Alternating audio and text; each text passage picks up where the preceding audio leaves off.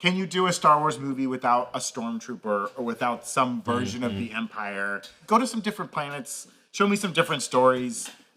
Just don't bring stormtroopers back. Don't bring the Emperor back again. Let's get out of the Imperial era. Yeah. Evan, do you have something you'd like to say? Yeah, I guess. Do I have to go up there? Do I think stay you should here? join us up here. Yeah, Okay. here. All right. Hello, everybody.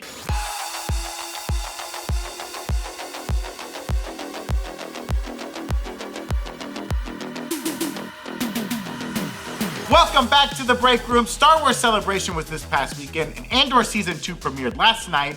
So why don't we get into the state of Star Wars? And we have to remind you to stay tuned for a special announcement towards the later half of this video. You'll want to stick around for that. Of course, as we get started today, we want to remind you to check out nerdriot.shop, where we have some of our Last of Us inspired merch and what we're calling the Infected Collection. Infection Collection. I'm sorry, the teleprompter stopped and I didn't know what to say. Zach's really proud because he came up with that name. Oh, okay. I'm gonna rename it the Infected Collection then. No, it doesn't sound as good. That was my pitch. Oh, okay. And then Zach tweaked it for me. Beautiful. You can get tote bags, hats, all that good stuff, and there's tons of other merch. You can get some We have the Thunderbolts Super Soldier shirt. Thunderbolts. We got this Super Whoa. Soldier shirt. This is an old school one, but I think it's still very applicable to the Thunderbolts.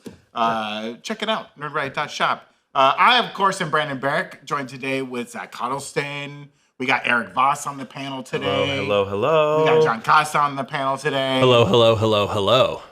And we're going to do it. We're going to do a whole state of Star Wars and talk about everything from Star Wars Celebration and a little bit of Andor Season 2. And like I said, stick around for the end of the show today because we got a big ending today. Yeah, it's a big one. Caveat that 3 episodes of Andor came out last night. We understand that some people will not have had time to watch all 3. So we'll kind of preface our discussion points with what episode we're talking about. If you're 1.5 episodes in or 1 episode in or whatever, you'll still be able to. Yeah, we'll give you a little warning. We'll give you a warning and we'll guesstimate how long we'll talk for. That will spoil that thing to give you some time to skip ahead. Skip ahead to 38:42. Yeah, and the closest to guessing without going over will win a refrigerator. Whoa. Yeah. Oh. Perfect. I think 3842 might bring you to the Hims ad we're about to place in this video. Okay. Oh, even better. Not gonna spoil Andor. Like a Hims ad. Okay, well, let's talk about ad. Andor first, right? Our Andor Season 2 breakdown of the first 3 episodes will be up on the channel very soon. By the time you're watching this, it's probably up there already now, so check that out. Over It's on live. the new Rockstars. Okay, It's up now? Right now. But don't you dare click away. Don't click away. You Don't stay click with away. us right here. Don't know, leave, chat. Please You stay. watch the breakdown, you'll come back right in time for the special announcement. There's no way the Twitchies are going to leave Twitch right No, now. it's a long vid. It's 42 minutes. It's a long vid. Dug in. Oh boy. 42 minutes of Andor. It was a good 42 3 minutes. It's a good 42 minutes, but I'm just saying. How long, if you shoot a video that is going to end up as 42 minutes long, how long are you standing recording that video? Obviously, writing is a whole other thing, and that takes a lot of time, but like, how much just to deliver to camera, how long is that? Well, I do not stand. I sit in a chair. Surprise. The ratio of recorded footage, I'm pretty efficient. I don't do many outtakes, but we do have like Santa Ana winds that blow in through here, and it kind of makes noise. Random drones flying overhead. But they... Sometimes someone from the Thunderbolts comes screaming in and interrupts you. That has happened. If it's a 42-minute video, it's about an hour, hour 10 of actual shooting time. It's a lot. For folks at home, have you ever talked straight for an hour and 10 minutes? Unless you're a school teacher, I'm going to guess very few people do. Let's guess the professions that people have that could lead them to talk for an hour plus. Let's see. Preacher or priest, possibly? Okay. The people who run lines at Disneyland and have to say, folks, keep your arms and hands. They just have to do that on average. TSA agents doing similar things? Well, you know what? They don't have to yell at us, those TSA agents. Right. Folks, a reminder, take your laptops out of your bag. Like, we know. You don't have to shout. Some people deserve to be shouted at, I feel like. No one especially at the deserves airport. to be I see some shouted at. wild activity at the airport. Apologies to Andor, we're not going to get to it today. No, we're going to talk. Let's talk about it, Andor. Let's do it. Speaking of fascism. Let's talk about what are your overall thoughts on the first 3 episodes? Who's got a hot take on the first 3 episodes of Andor? Magnificent!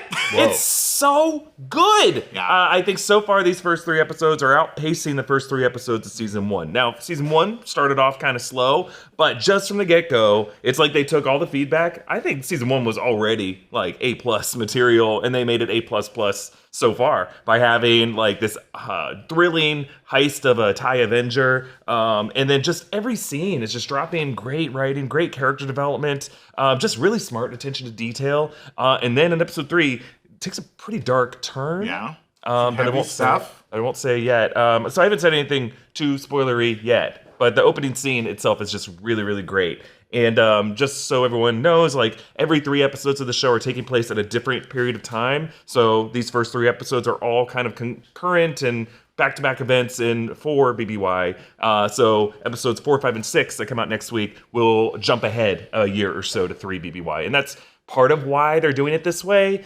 But also there's, Disney Plus is trying to compete with Netflix and have like a kind of a hybrid binge approach and a weekly drop. So that's kind of why they're doing it this way.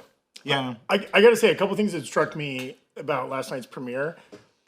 No previously on ahead of the first episode. They just dump you in.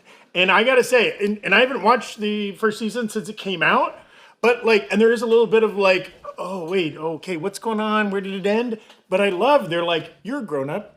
You'll figure it out. Right? Context clues, and it'll be well written enough that you don't have to remember everything that people said and who got killed and whatever, right?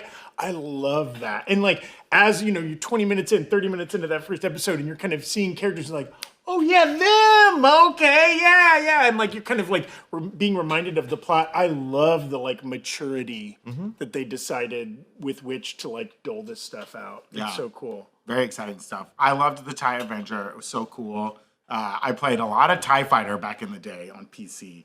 It was so great to see that ship.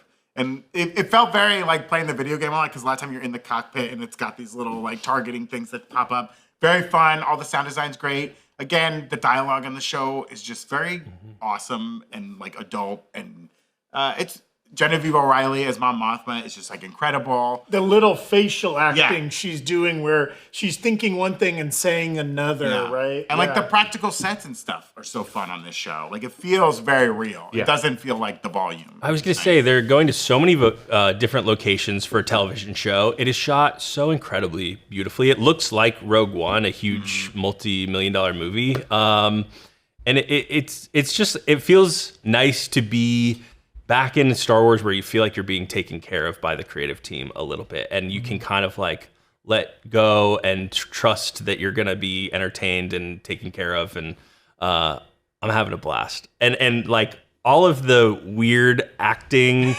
from the Imperial folks has been so fun too. Yeah, I mean, this is the kind of show that, even when the first season came out, there only seems to be, a small percentage of the overall Star Wars fandom that tunes into it. And shame, it is very, very good. And I think it, part of the reason why is a lot of the Star Wars fandom wants the Force mythology and the lightsabers and the story of the Jedi and the connection between Grogu and Mando. And this kind of war story, which it is just a story of spycraft and warfare, is really just kind of speaking to a portion of the audience, and it is more adult. And there are things that happen in this show. I'm just warning you, if you're watching with kids, you're going to have some conversations with them after these things happen. But this is what war is. This is what fascism looks like in the world. It is brutal. It is ugly. Horrible things happen. Heartbreaking things happen. And I like that this season, knowing that this would be a 3-episode drop, and episode 3 includes something that they don't shy away from, that they treat with a lot of maturity. And I am just very impressed. I thought it was fascinating. And this is not a novel take because people were saying this about the first season, but when you think about when you're writing and producing a film that's about a giant, a Star War, if you will, right? You have to distill down millions of people fighting, right, down to a 1v1 lightsaber fight or one trench run, thing. You have to make the macro into the micro to be able to depict it on screen and to get you to care. But when you have the multiple hours of a television show, right, you can tell a more disparate novel-like story, right? And you can show, again, the brilliant choice. Okay, we all know the Empire's evil. There's a lot of parallels to Nazi Germany and fascism and things like that, right? But the first, however, hour we spend with the Empire in this is literally a bunch of bureaucrats on a retreat, planning a genocide in the most like corporate bureaucratic way possible with pitch decks and PR campaigns and stuff like that. No blasters, no guns, nothing like that. Like that is not a version of this story you can tell in a movie. Yeah. We would be really pissed if there's a 20-minute scene about an Empire retreat in the middle of Mandalorian and Grogu or whatever, right? Andor is to Rogue One what Clone Wars was to Attack of the Clones and Revenge of the Sith.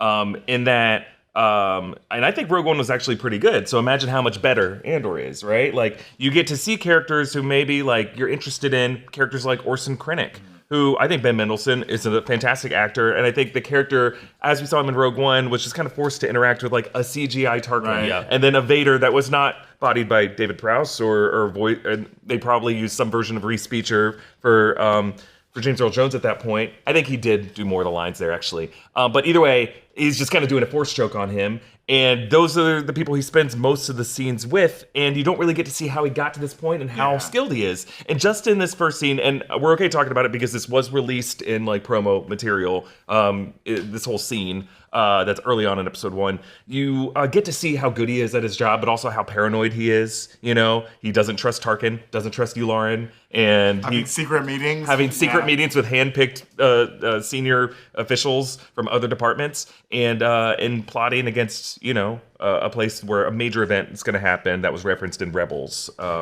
And speaking of like that major event, you know, we talk a lot about the MCU on this channel and how difficult of a job it is to sort of like continue to tell interesting, creative stories within the box of the MCU and the canon and all of that kind of stuff. It's even harder to do, I think, in Star Wars. And this show does it better than any other show that I've seen from Star Wars in terms of like putting little breadcrumbs out there for the viewers to put the dots together. And on top of that, like, oh, a character from this thing that you may or may not have watched is introduced. And like, you don't necessarily need to know who that character was, but if you're a fan of all of this kind of stuff, it's like a great little, you know, morsel for you to pick up on and digest. And I really appreciate that from this show. Have there been any questions, or are people just kind of like I haven't watched it because I want to try to like answer a question. Yeah, if someone yeah. has it. If not, okay. Anne Marie C was saying, "I love there was war in Star Wars. We love to see it, of course." We love to see the war in Star Wars. Kobe-Wan Kenobi is saying, "I love the opening sequence. Seeing someone in Star Wars not be able to hop in a brand new ship and immediately know how to fly it super well makes sense that it would be hard like, as where's hell the to chair, fly." which was like very funny. Yeah. He tried to pull on Pulling up something. the chair. Also, has anybody who's ever gotten into a rental car? All relate to that. That first Like, I 45 gotta get out of the lot right now. seconds. They're honking behind What me. do I do? This, I mean, there is like a fun part in episode 3 too, where he finally gets in contact. This is a spoiler. I don't think it's that spoilery. He gets in contact with someone. And he's like, I don't know what I'm doing. in this You ship. trained me on the wrong ship. I'm on the wrong ship. So he Like, said, I've been upside down for 48 hours, which I think is so funny because I think he just means like generally he's been, you know, confused. But it's like, can you be upside down in a ship? Because normally when you're in space, you're just in space. Right. There's no up or down. You're in space. Even though every ship in Star Wars always approaches each other on the same horizon. they're on the facing same axis, way. which is just a convention we accept. But if if you happen to be Katy Perry, you are just kind of floating, stinging, bothering everyone around you. If you happen to be Katy Perry, tag Come on Happy the from show. NR in the Get chat. her on the show. Come on the show, Katie. Your rehabilitation starts today. Also, give out some subs, Katie. But I also just like the idea that because it was spiraling so much, the TIE Avenger, that maybe the centrifugal force pushed him up against what was the roof of it. So he felt like he was just stuck. upside down, stuck on the roof for however long. It could have been 2 days. What I do love about the show too is it really puts the fear in a single.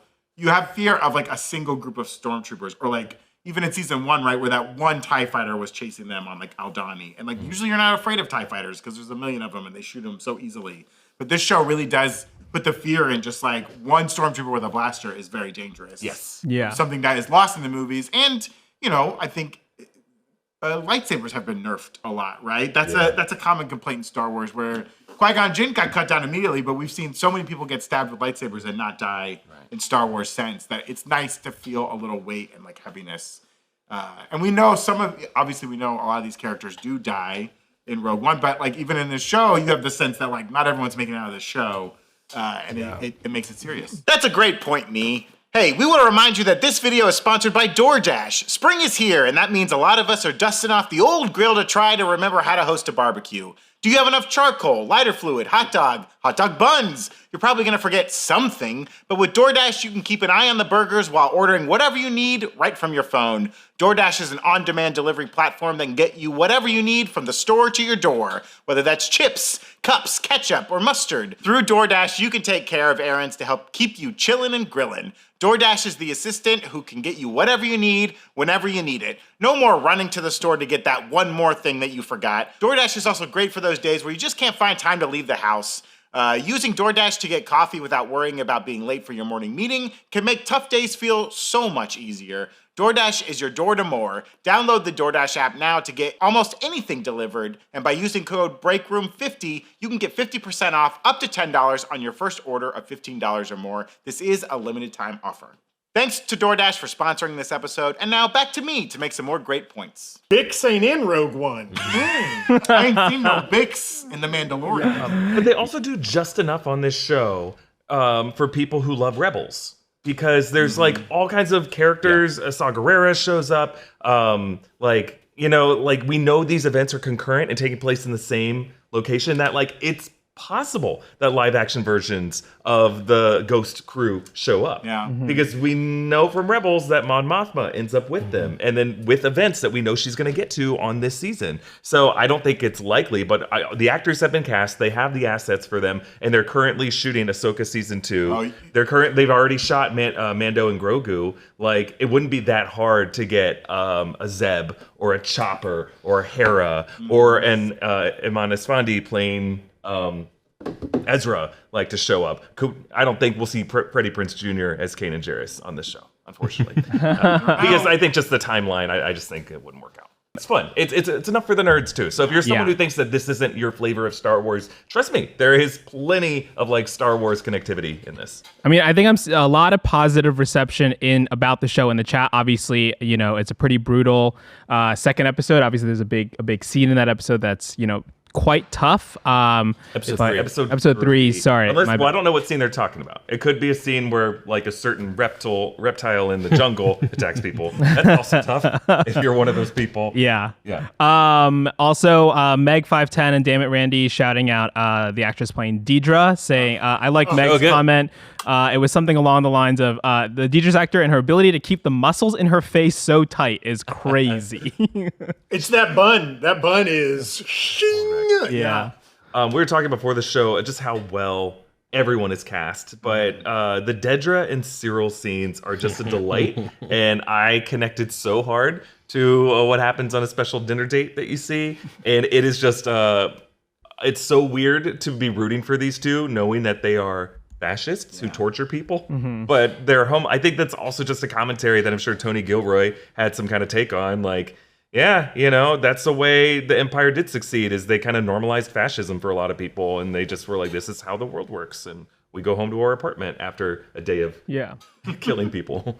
I guess to kind of one final question here or sentiment, GSU Eagle was saying, so is Star Wars so back? And Shri asking, how do we feel about how heavily bleak this show gets? I love a lot of this stuff, but I do feel the writers get a bit meaninglessly cruel. So what do we think that, it's an interesting vibe to take to Star Wars, but also it is very well done? Well, don't you think the first season also very bleak, but did a good job over the course of all 12 episodes, sprinkling in enough wins?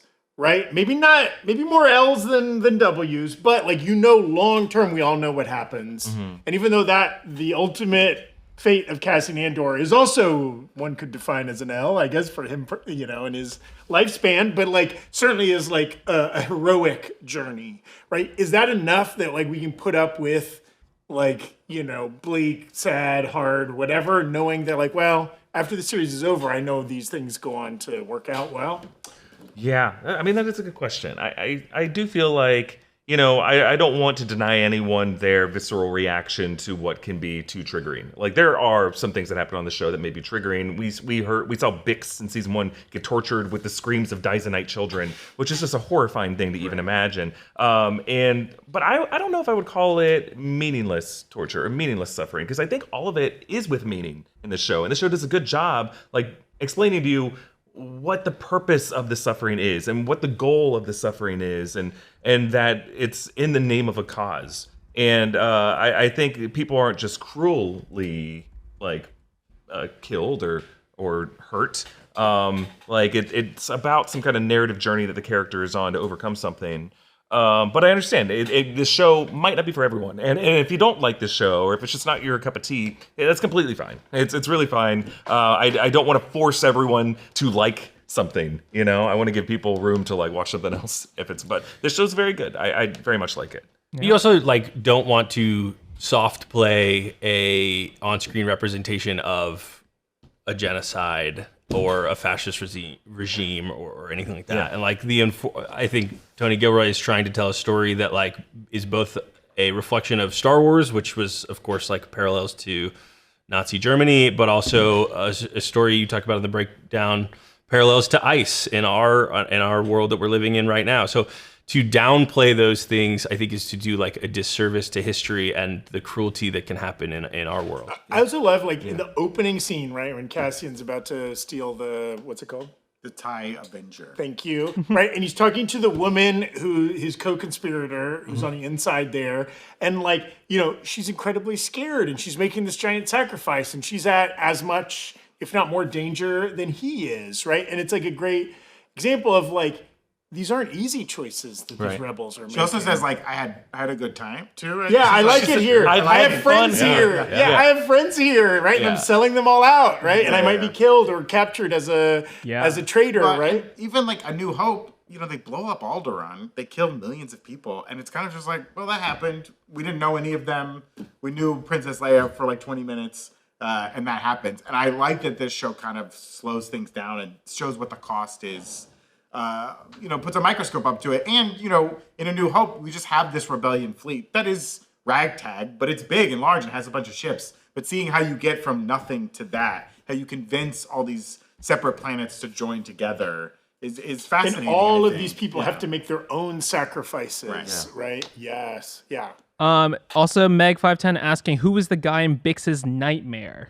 So that was Gorst, Dr. Gorst. From season 1, he was the guy who inflicted the Dysonite scream torture on Bix. So that was at the orders of Dedra Miro. She goes, hey, this is Dr. Gorst. He's got a special way to torture you. So it just shows that those screams are still kind of ringing in her ears all the time. How do you forget? What a jump scare when you see him in the mirror reflection. Yeah. Even if you don't remember who he is, he's creepy. He does maybe have a different haircut in this season or something like that. The casting directors of this show, while casting some of the most gorgeous people in the world, also just some faces. Okay, just great face, man. Yeah. Good face. Again, this show does the best Star Wars naming of any Star Wars property. Drop it on us. Dedra Miro's a great name. Cyril Karn's a great name. Porco is in there. Cassian Andor is a gorgeous name. Well, all those people we meet. In the jungle. Yeah. There's really Barty and Plug. Micah. And Crab Mila is one. They really are. I compare them to the mechanics in A Midsummer Night's Dream. They all just have names like Bottom and, they're just Brasso's a great name. Brasso's. Bix is a great name. Just so many good names. Good names. Good Star Wars. Luthen Rail is really fun. Oh. Yeah. We want to shout out our sponsor, Miracle Made, whose sheets are keeping us sleeping at the perfect temperature all night, every night. As, the warm weather has already started here in LA. These sheets are crazy comfortable without the high price tag of other luxury brands. Miracle Made's fabric was inspired by NASA, so it's thermoregulating, keeping your bed at the right temperature all year long. Plus, Miracle Made sheets are infused with silver that prevents bacterial growth. Bacteria and stuff can clog your pores, causing breakouts and acne, so sleeping on Miracle Made sheets is good for your skin too. Upgrade your sleep as the weather heats up. Go to trymiracle.com/breakroom to try Miracle Made sheets today. And whether you're buying them for yourself or as a gift for a loved one, if you order today, you can save over 40%. And if you use our promo code BREAKROOM at checkout, you'll get a free 3-piece towel set and save an extra 20%. Miracle is so confident in their product, it's backed with a 30-day money-back guarantee. So if you aren't 100% satisfied, you'll get a full refund. Upgrade your sleep with Miracle Made. Go to trymiracle.com/breakroom and use the code BREAKROOM to claim your free 3-piece towel set and save over 40% off. Again, that's trymiracle.com/breakroom to treat yourself.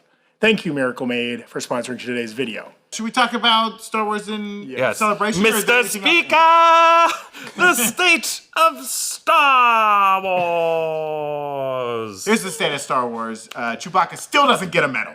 No, Good. because Brandon erased the Rise of Yeah, Skywalker from canonicity. I never saw it. But last week in Japan, Yeah, in Tokyo, they did their Star Wars celebration, which they do every 2 years. They announced the next one will be in Los Angeles 2 years, right? in 2 years, 2027. I think maybe the biggest news to come out of it was a new film called Starfighter, going to be starring Ryan Gosling. This will be directed by Sean Levy. There was, of course, the fun rumor that Mikey Madsen was up for a role, and then the confirmation from Variety that she turned it down, which good for her. You don't want to do your Star Wars, don't go do it. Also, I think the Star Wars fans are not kind to women, so I don't blame her for maybe saying, I don't want to be in this movie. That's what you get, folks. But that movie's coming out May 28th, 2027. And it's going to take place 5 years after the events of Rise of Skywalker, so that'll be very interesting. And we got a rumored kind of plot. This was from Daniel RPK, who's a known scooper who's had more hits than misses. But again, take this with a grain of salt. The plot will, according to Daniel RPK, will reportedly follow a 15-year-old boy on a mission with his uncle, who will be played by Ryan Gosling, as they're being pursued by a duo of villains. who often comes in duos in the Star Wars universe. Let's see. Well, the Ben Sith- and Edrio Two Tubes of the Partisans. Yeah, that two-headed announcer at the pod race, of course. We have the two Hutts from the Book of Boba Fett. Yeah, But every Sith comes in. There are two. there are always two. But this is my big question though: who is the villain in this movie? Is it an old First Order fleet? Will we see a lightsaber? Can they get away from the conventions of a Star Wars movie in their Star Wars movie? Pirates? Could it just be pirates? Could it just be pirates? A little bit of skeleton crew. Or it's like Midnight Run, right? Where it's like you've got a bounty hunter with anyways, the plot of Midnight Run. Explain Midnight Run. Well, the mob is after this guy who's going to testify against him, and this bounty hunter has to get him across the country. Anyways, at midnight. they have to be back by midnight for there to be some kind of bail. Okay. Just Google the plot of Midnight Run. But like, I love this. Of course, we know no other casting other than Ryan Gosling. And this was a rumor for a while that Ryan Gosling was up for like a Star Wars role. And we knew Sean Levy was working on a Star Wars Also, movie. presumably, we're not far from production on this, right? If it's going to be a 2027, Mandalorian Grogu has already wrapped, and that is coming out next May, right? This will be coming out the May after. So presumably, we're not too far. Sometime this year, they'll begin production, right? Yeah. I hope Neil shows up in it. I hope Neil, Please. and Could be the teenager. Could he be the nephew? get some kids, get some of those kids, some skeleton crew in there. Yeah. Harrison Ford's back. He's dropping off a little dial of destiny. Oh, this was an old callback to loud planes outside. Yeah. It should be illegal to fly that low over. Right? Yeah, it was pretty low.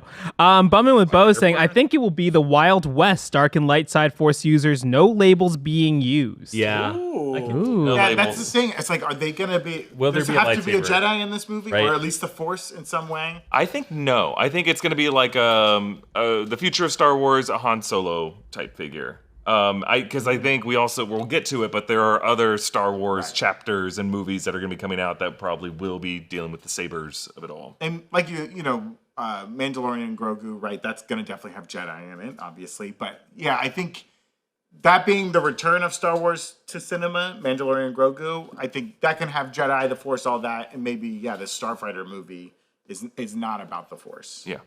something else entirely. Yeah, and Ronan Unchained, who was at Star Wars Celebration, according to them, saying they said Starfighter will start shooting this fall. Okay. Okay, Yeah, nice. there we go. So we'll start to get a heavy trickle of casting and other things like that coming out soon. Yeah. Okay. Heavy trickle. That's my Star Wars. Ooh. Eva Trickle.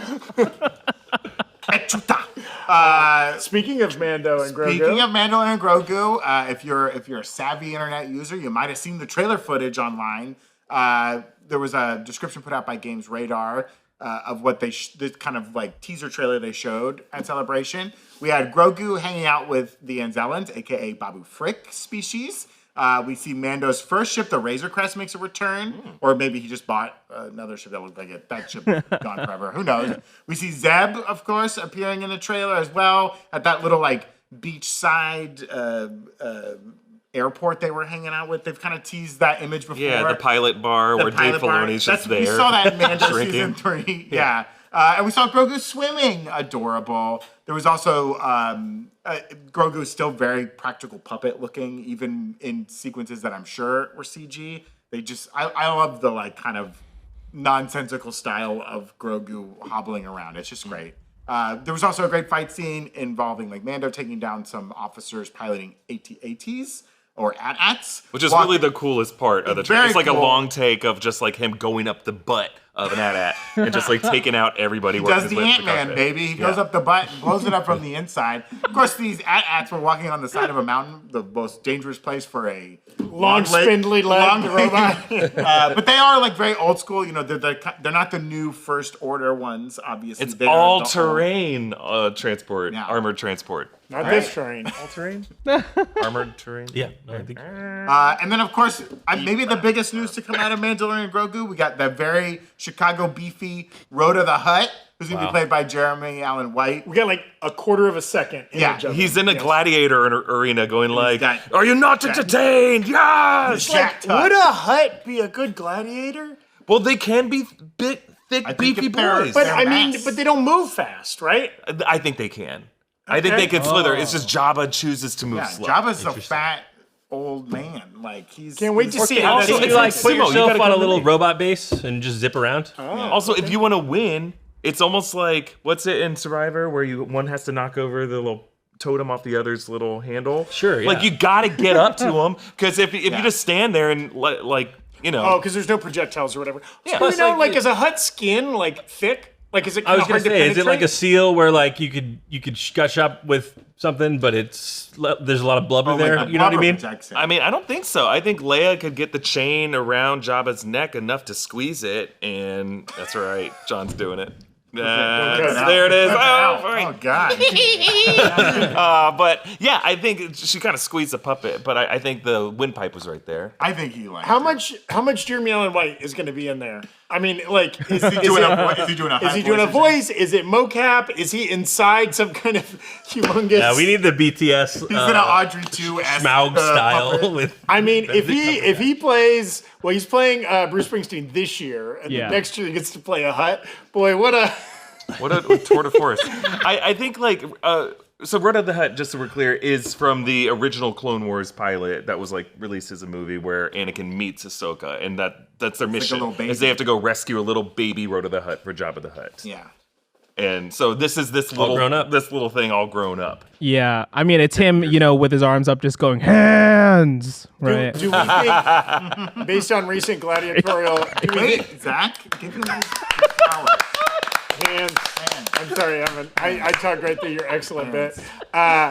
Do we get now? Is this a Fade Rotha in the Gidi Prime arena kind of situation Where where? like his enemies are drugged up. Yeah, and maybe in the hallway afterwards, he's like, "What are you, some kind of Bene Gesserit?" Yeah, why isn't Austin Butler playing this character? Yeah. I think it's gonna be like Hulk and Ragnarok. I think that he's gonna team up with them for the second half of the movie. Ooh, Yeah, that's they know each other from work, yeah? Because why would you have Jeremy Allen White voice the character if it's just gonna be a small part? Like his star is on the rise. It's on the rise, baby. He couldn't come cheap. Yeah. Well, speaking of stars on the rise, Sigourney Weaver also is in this film.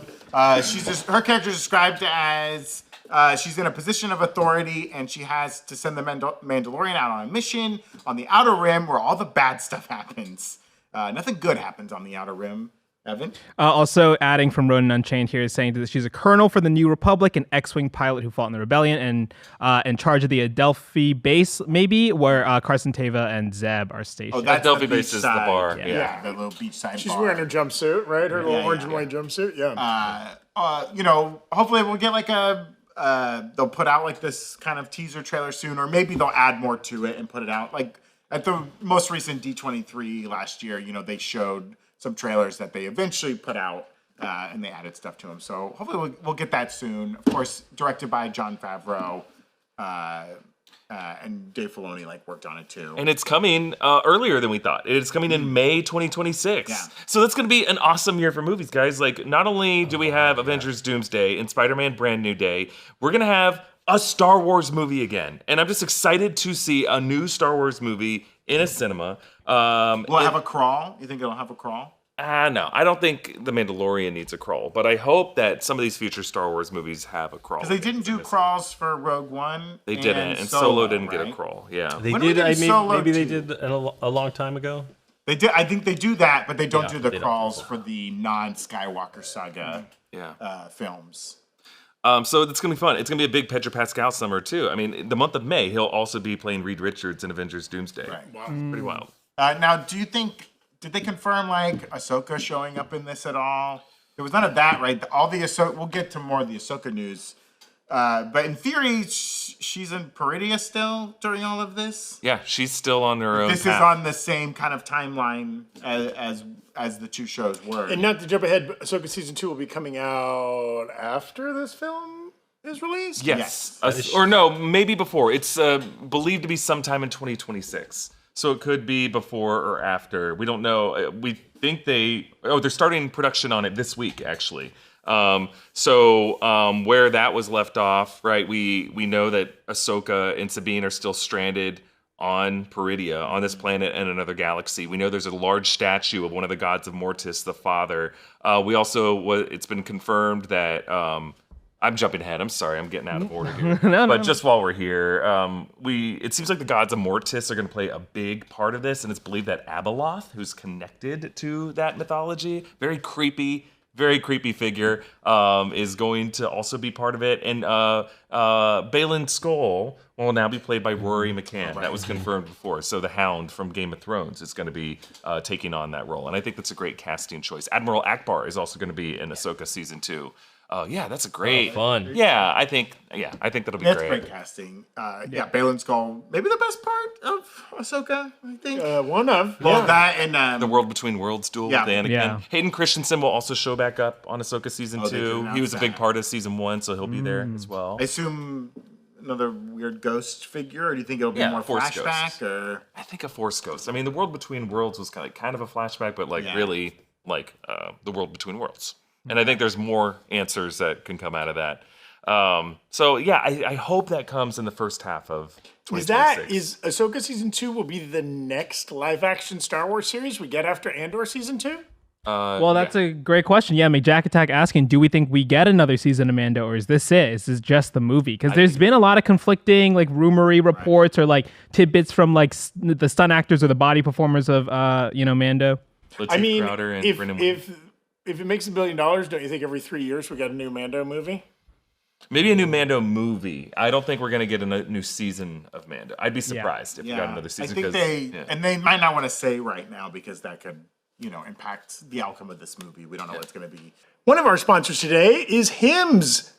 If you've been feeling like your love life has been overshadowed by erectile dysfunction, Hims is here to help. With Hims, you'll be able to lift Mjolnir again in no time. Hint, hint, wink, wink. Hims provides access to a range of doctor-trusted ED treatments like chewable tablets, Viagra, Cialis, and their generics for up to 95% less. No insurance is needed, and one low price covers everything from treatments to ongoing care. With hundreds of thousands of trusted subscribers, Hims can help you find the ED option that works for you. The process is 100% online, so there's no need for uncomfortable doctor's visits. You just fill out an intake form on their site, and a medical provider will determine the right treatment option. If prescribed, your medication ships directly to you for free. Start your free online visit today at hims.com/breakroom. That's HIMS.com/breakroom for your personalized ED treatment options. HIMS.com/breakroom. The featured products include compounded products which are not approved nor verified for safety, effectiveness, or quality by the FDA. Prescription required. See website for details, restrictions, and important safety information. Prices vary based on product and subscription plan. But speaking of other movies, we're still going to get like a Dave Filoni directed film. There's rumors that it's kind of like an Heir to the Empire / Thrawn movie that's currently in pre-production. Yeah.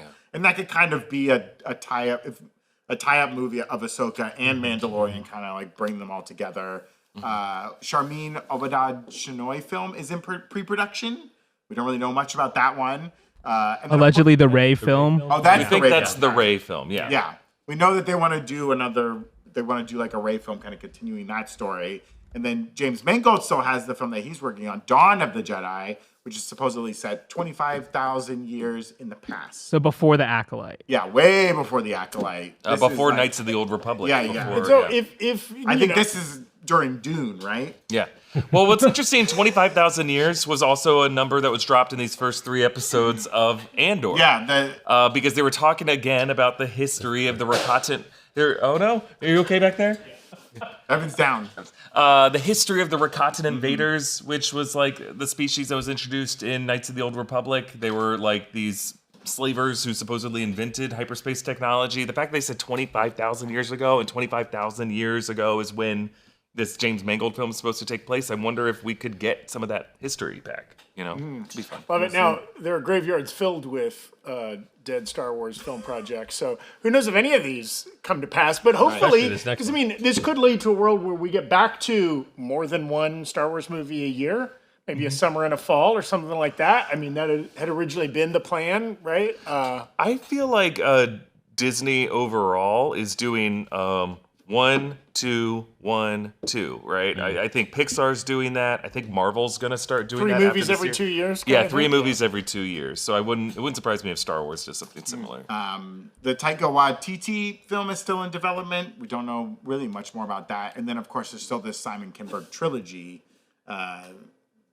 Who knows? Yeah, so this is where it seems like those movies will have the crawl. Right. Like they're gonna have another trilogy of films. We don't know anything about it, and a lot of people are like, why him?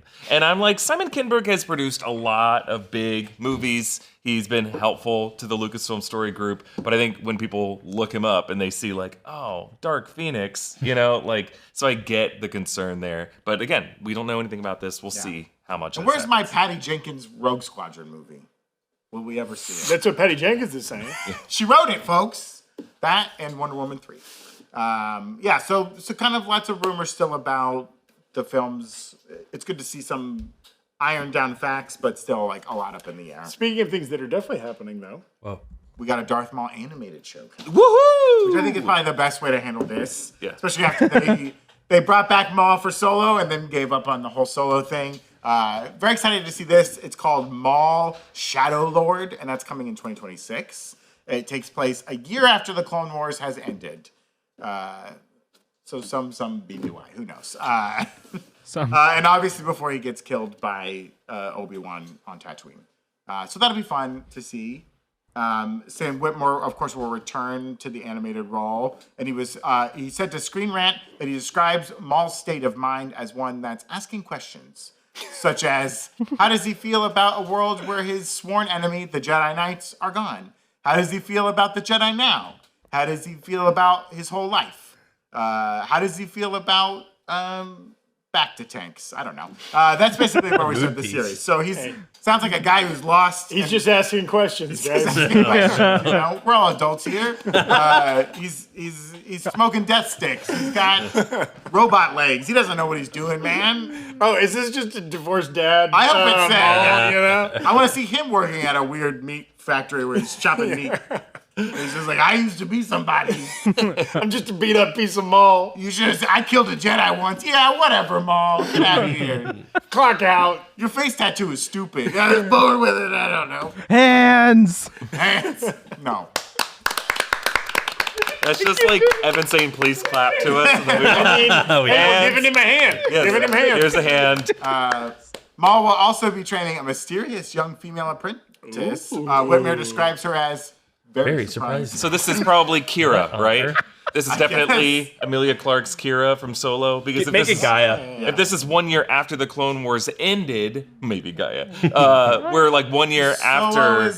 Takes place like 9 BBY. Solo takes place like 9 years after Revenge of the Sith. Or no, not that much. It's like halfway in between Revenge of the Sith and A New Hope. So like 1 year into that, we're talking about Maul kind of like where he leaves after Ahsoka got him away and the Clone Wars Season 7 finale. Maul goes off, so it's kind of picking up with him from there, and then showing the origins of the Shadow Collective and how he meets Kira and how those two ended up talking to each other at the end of Solo. I love it as an animated show. I would love to see Sam Witwer play a live-action Maul. I understand we have our connections with Ray Park, but I think it'd be fun to see. Do you think they're gonna stick to that like kind of Clone Wars Rebels style of animation? Yeah, I think it's all the animators who worked on those shows. Yeah. All the Bad Batch guys got to work on something now, and they're working on Maul. Ronan Unchained also sharing that they're potentially teasing more of his underworld rule and also a Twi'lek Padawan. That I didn't know about. Oh, That does it could be say Twi'lek? interesting. Okay, Yeah. so not Kira. Yeah. So someone else who Kira kills and takes her place. Yeah, I don't know if Kira will. make a Very return. surprising. I don't know. We'll have to see. I mean, if it's animation, it's not like you have to get Emilia Clarke into more than 2 days of actual production. Yeah, that's true. Well, if you don't like the Clone Wars Bad Batch style of animation, good news. Star Wars Visions is getting sequel episodes. That's an anime style show they did last year, 2 years ago? 2 years ago. 2 Third years season. ago. This is through season 3. Lot to look forward to with this, as the third season of the anime anthology series will feature a handful of sequel episodes to the season 1 episodes. Cool. Got some like cool images there. They're gonna do like kind of follow-ups to The Duel, which was episode 1 of season 1, The Village Bride, which was season 1, episode 4, and The Ninth Jedi, which was season 1, episode 5. That's coming October 29th, 2025. Ooh. So later this year. Ooh. Too far out. Very exciting. That's the state of Star Wars. How do we feel about it? Is Star Wars back? I think so. It's just I'm very excited for these titles. I just like I worry about the state of Star Wars whenever I go online. But whenever you go to or see things like Celebration or go to like events, like the Star Wars fandom seems as alive as ever. If you're able to go to Galaxy's Edge or just like any other like Star Wars themed bar, like Scum and Villainy in Hollywood, like or just see people wearing a Star Wars shirt. That's where the fandom exists. It's not these influencers and accounts on YouTube who are just like rage baiting and just trying to reach for something controversial to say about a show so that they can get a lot of engagement. That's not where the fandom is. So I just like, anytime I get too stressed out about the state of Star Wars fandom and worrying over whether Star Wars is back, I just unplug from that. Yeah. And then I just like go into Hot Topic wearing a new Rockstars shirt and say, buy our stuff. I go in the other room and lay on the bed like Seal. It does feel like, we're coming out of an era that was very heavy on Disney Plus. Right, we got multiple live action series plus animated series every year since the pandemic, really. And that kind of carried that launched the Mandalorian franchise and kind of kept us satisfied, but nothing in theaters really, right? And now it seems like they're scaling back maybe a little bit of the Disney Plus output, getting back to theaters, right? So it's going to be maybe a steady diet of like one theater movie, maybe one live action series, and then fill in the rest with animation or whatever. Yeah. It feels like a nice rounded output to hit the fan base in different ways, right? I'm excited to see kind of these, like Starfighter and Beyond movies where can you do a Star Wars movie without a stormtrooper or without some version of the Empire? Obviously, I think the Force can come back. You can have Jedi and Sith because they have existed outside of the rebellion, Resistance, First Order, Empire stuff. But I'd go to some different planets, show me some different stories. Just don't bring stormtroopers back. Don't bring the Emperor back again. Let's find some new stuff to mine here. Let's get out of the Imperial era. Yeah. We can always dip our toes back into it. I'm curious to see when Ken Burg's trilogy is set. I know the High Republic was Lucasfilm's attempt to try to create a whole new exciting era, and it worked out great on the literary side. And they kind of did this half measure with The Acolyte, where it was set at the end of the High Republic era. But there are some really great stories during High Republic that they could just adapt into live action. I would love to see something back in the Jedi versus Mandalorian wars thousands of years ago. Let's see the original, Tar Vizsla and show like how all that happened. Introduce new characters that have that as their backdrop. I think that'd be pretty Show me the Bothans and why so many of them died.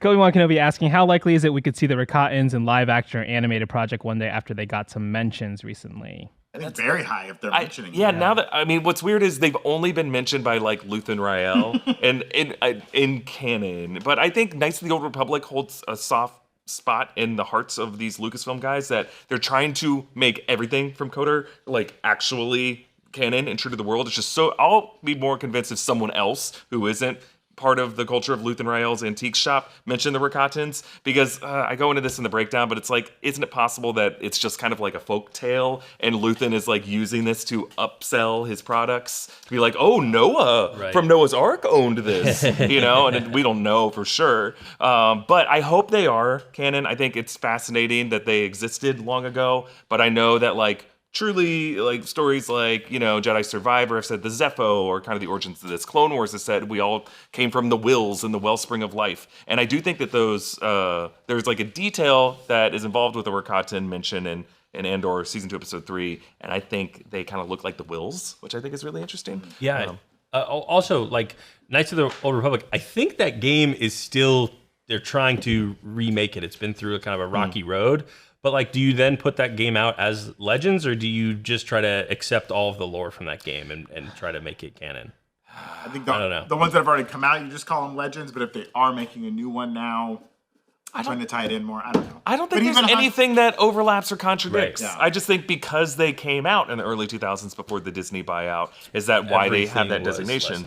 But like, I think it's silly. I think like anything that they want to say, and obviously I think Filoni feels that way too. They have so many references to Knights of the Old Republic. Hey, stuff Han Solo at one point thought the Jedi was all BS anyway. So, and that only happened like 3 years ago. Yeah. And to him, It's true. I'll be interested if any of you guys recognize this name. Dev in the Water asking, do you think we'll ever see the Yuzon Vong? Do you guys recognize that? It's a Legends thing. Yeah, it is. Making that up. I did look it up. It's kind of a we'll throw a picture in post, but it was a nomadic extragalactic sentient species that nearly destroyed the New Republic. But yeah, it is funny how much they have been pulling and like recanonizing certain things. So nothing's off the table, right? Yeah. A crate dragon? That? They put Prince Caesar in a movie. Come on. Let's see that green guy. Well, that was the state of Star Wars. We told you to stick around because we have some special stuff for the end of the show. Let's get to it, right? Yeah, special stuff. Whoa. Evan, do you have something you'd like to say? Yeah, I guess. Do I have to go up there? Do I think stay you should here? join us up here. Yeah, Okay, here. all right. You sit here, Evan. We got another stool. We can all leave, and you can sit up here by yourself if you want. This is pretty crazy. Hey guys. This is, I don't even have the script in front of me anymore, so I can't move anything. Hello, everybody. This is my last Breakroom episode. It's funny to kind of announce it at the end, but also I wasn't sure if I was going to be here today. But this is the last episode that I'm going to be doing as a full-time employee. Definitely plan on being back in some way or form at some point, as often as you guys will have me back. But it's been a great ride. It's been so fun doing this so many times a week. It's been great working with everybody, truly. It's been so fun to make good jokes, make bad jokes, make it, doing all these shows. It's been so fun. All my favorite moments on the show have always been like those big crazy days when we're like live streaming and there's like, hundreds of people watching, but it's just like seeing all the chat come in and live reacting to things as it comes in. It's wild. I can't keep up with the chat and also say this at the same time. And we should tell everyone, we are kicking Evan off of this. That's why no, this is very, very much my own decision to kind of step away at this point. Can't really talk about what I'm doing next, but it's definitely fun. It's some new, exciting. We're it's some happy for new, Evan. International assassin. very new yeah. opportunity that you can't talk about Yes. but we will be desperate to get you back on this show as a guest to tell us things. I mean, we did say that Mikey Madsen is not going to be in Starfighter, so that means there's an open. Is she available to take Evan's spot in the producer hole? Or? Yeah. What would Mikey Madison sound like producing? Mikey Madison as Nora producing the break room. Talk to the fucking chat about it. Why don't you?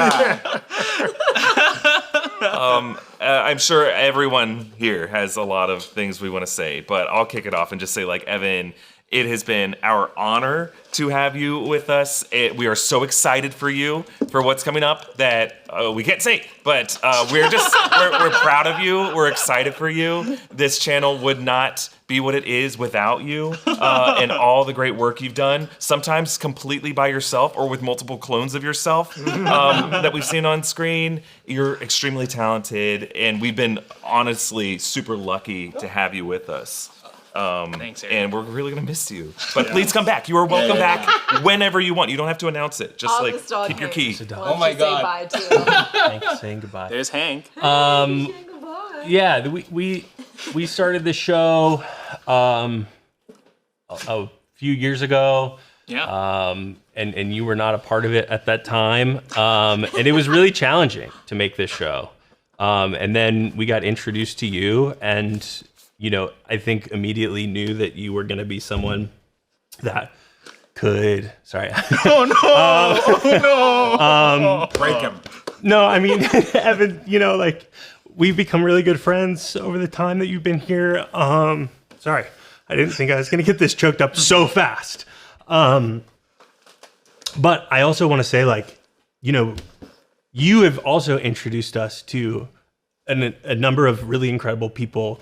Brian, Mikayla are both here today. Alex, Matt, Julia, others. And New Rockstars would not be the place that it is without you. And I think that that's just a real testament to who you are as a person. You surround yourself with really incredible people, and those types of people are really drawn to you. The dog's freaking out.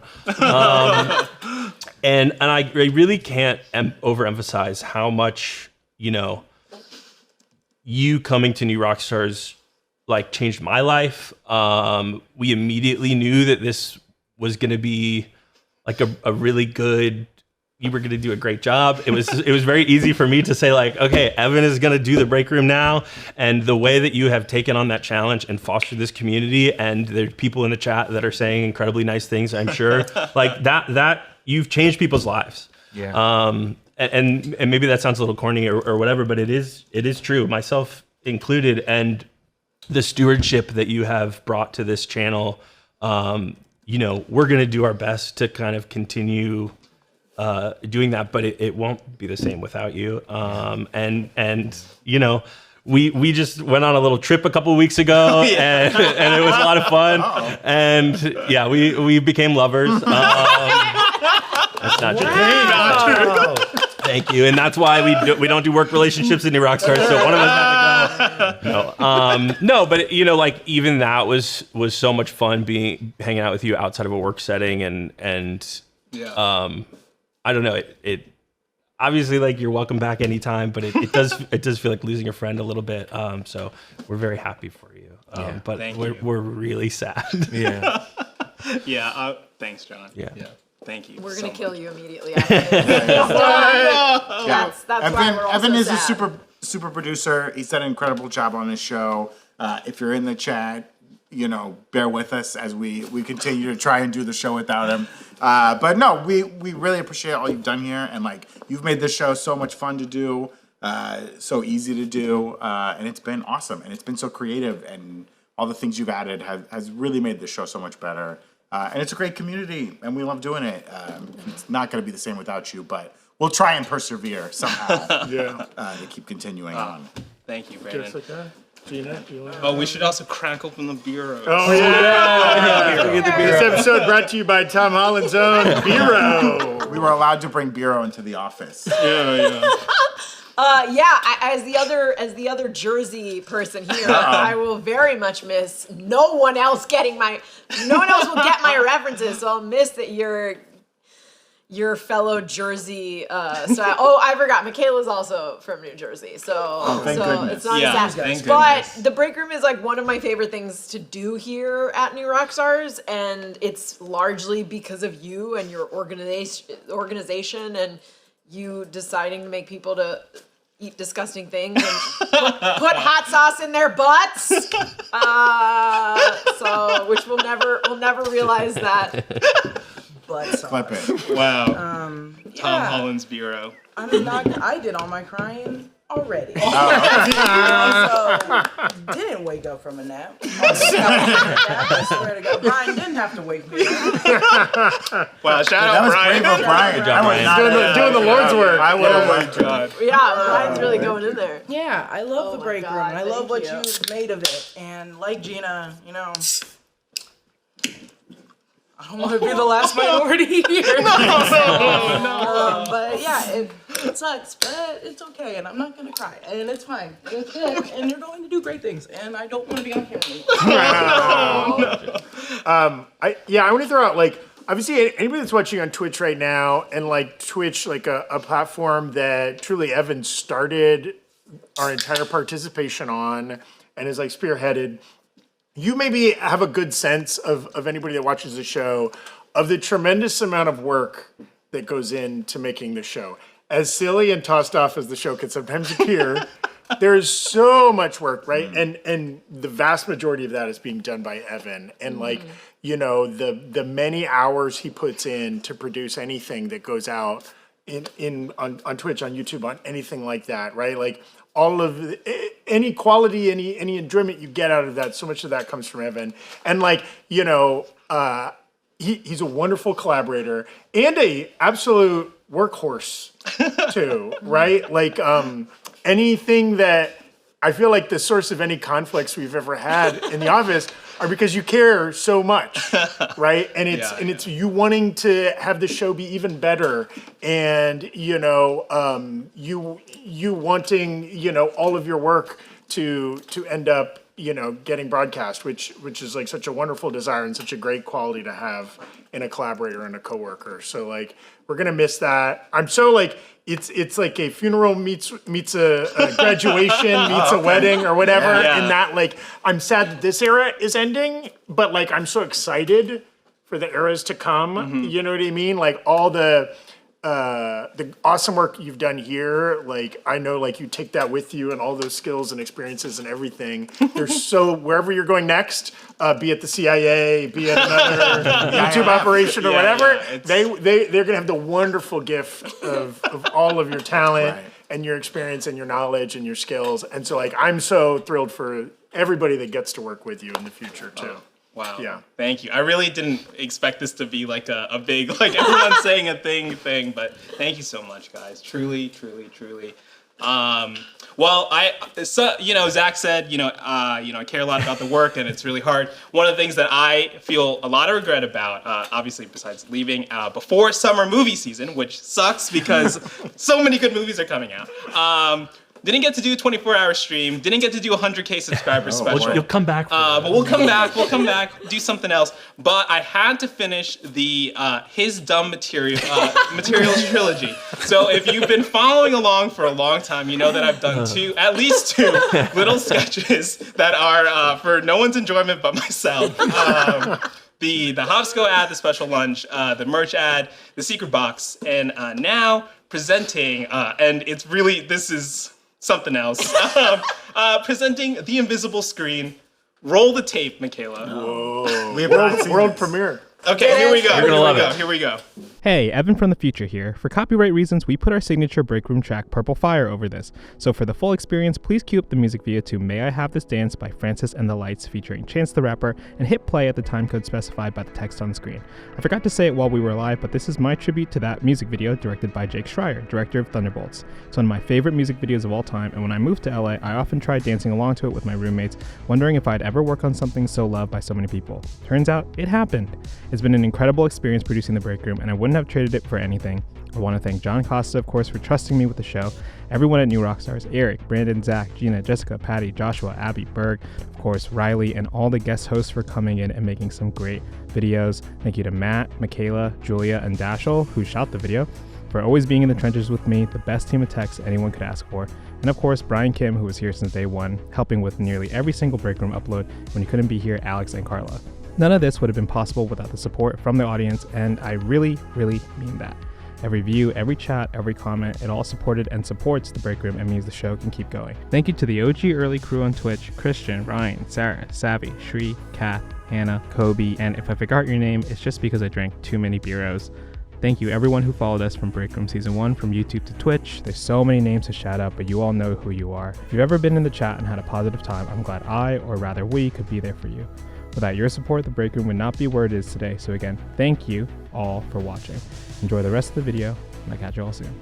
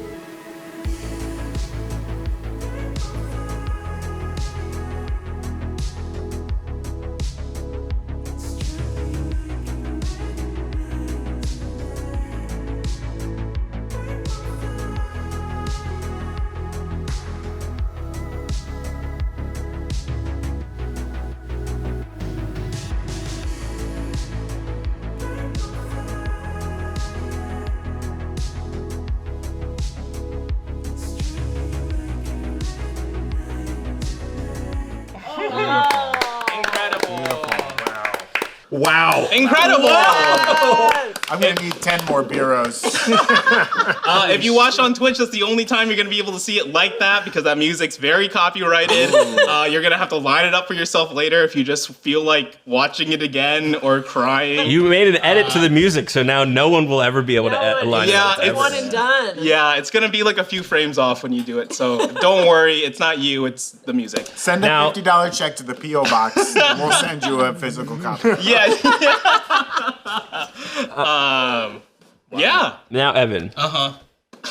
You and I are very in sync. Okay. Agreed. That was a lot. Yeah. That was a lot. Yeah. We also put together a very small something. Oh, It's a shorty, but they're pretty similar. Okay. Okay. This is Sean dancing. No, it's not quite like that. But if Mikayla, you can hit that one. Oh man. Now, Under the table, we have producer Evan. Oh, little baby. oh no. We're not calling it your hole, Evan. Marina. Evan in your hole. What did you? Is NPC Evans Chicken jockey. I saw that movie. It's got integrated USB ports. Little kid on the internet. She's also like in the game. Stop. Can't wait. Incredible.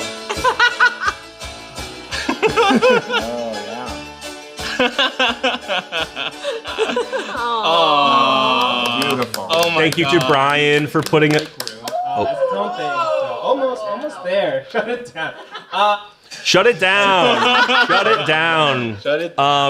Brian is back there. I don't know if you want to come on camera. Or if you don't, that's totally fine. Brian put that together. He's been our longtime Breakroom editor for forever.